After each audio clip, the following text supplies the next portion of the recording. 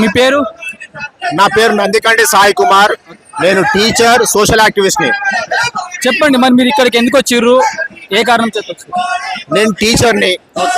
ఇక్కడ పిల్లలకు అన్యాయం జరిగిందన్న ఉద్దేశంతో 5 ఏళ్లలో 3 సార్లు నీట్ పేపర్ లీక్ అయింది.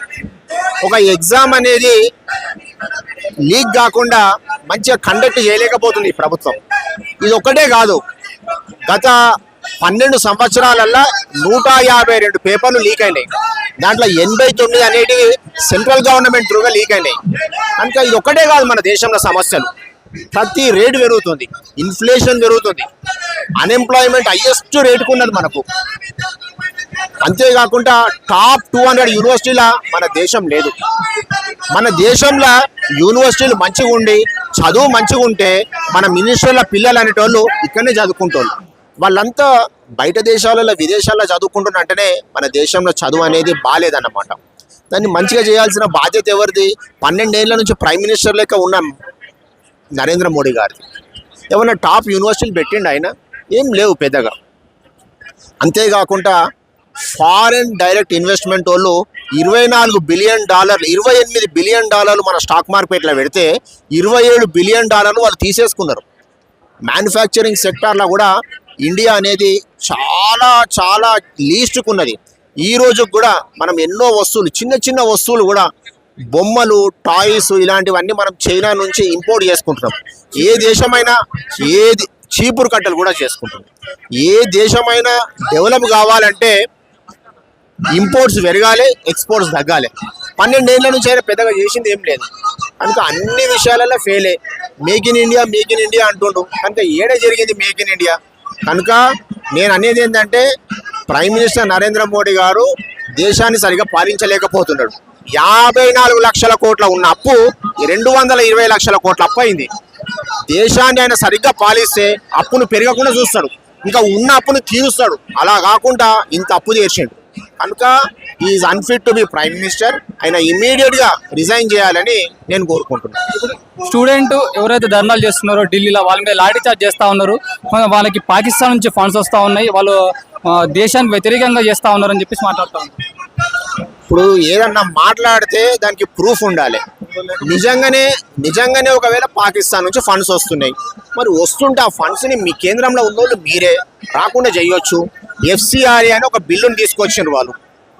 కనుక బయట దేశాల నుంచి, విదేశాల నుంచి వచ్చే ఫండ్స్ NGOస్కి రాకుండా వాళ్ళు బిల్లు తీసుకొచ్చారు.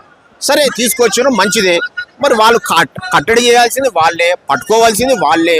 కనుక పిల్లలు శాంతియుతంగా ధర్నా చేస్తే పోలీసులు అంటే వాళ్ళు సహకరించాలి. పోలీసులకు కూడా 3/4 మంది పోలీసు వాళ్ళకు కూడా అవగాహన ఉంది ఇది కరెక్ట్ పని. కానీ వాళ్ళు ఏంటంటే వాళ్ళ వర్క్ చేయాలి, వాళ్ళ డ్యూటీ చేయాలి. కానీ వైలెన్స్ అనేది జరగద్దు.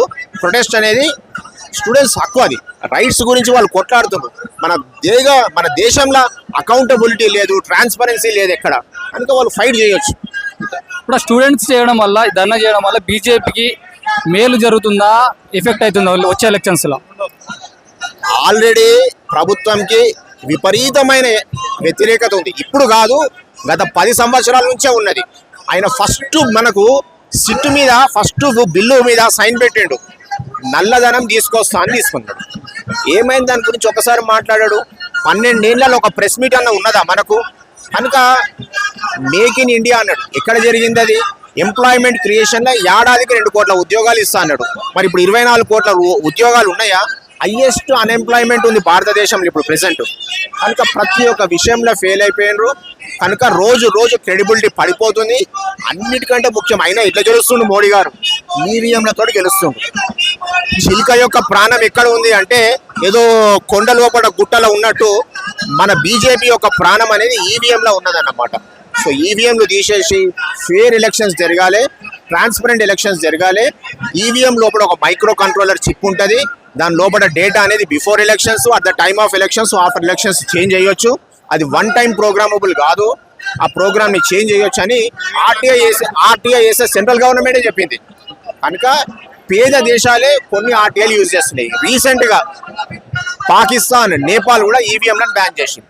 ఈవీఎంలను బ్యాన్ చేసిపోతే ప్రధానమంత్రి మోడీ గారు తప్పకుండా ఓడిపోతాడు.